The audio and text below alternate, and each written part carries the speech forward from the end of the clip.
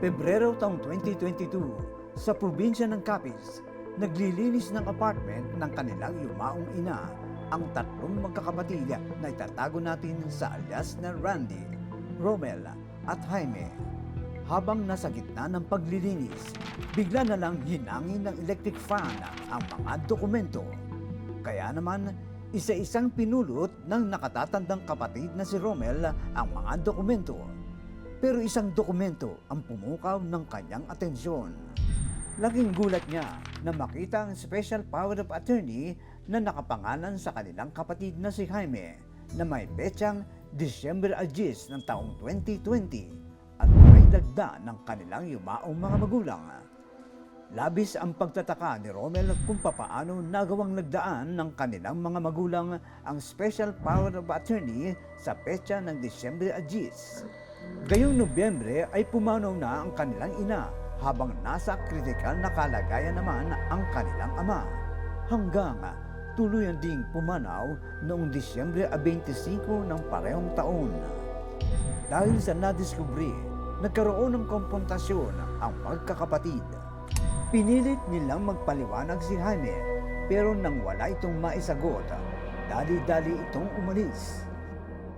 Makalipas ang isang taon, nadiskubre ni na Randy, Romel at isa pa nilang kapatid na si alias Rico ang iba pang questionable transaksyon ni Jaime. Dahil sa napagawang special power of attorney, nagawa ni Jaime na makapag-encash ng 350,000 pesos mula sa pera ng yumao nilang magulang at idiniposito sa bangko ng kaibigang babae para agad na makuha ang pera.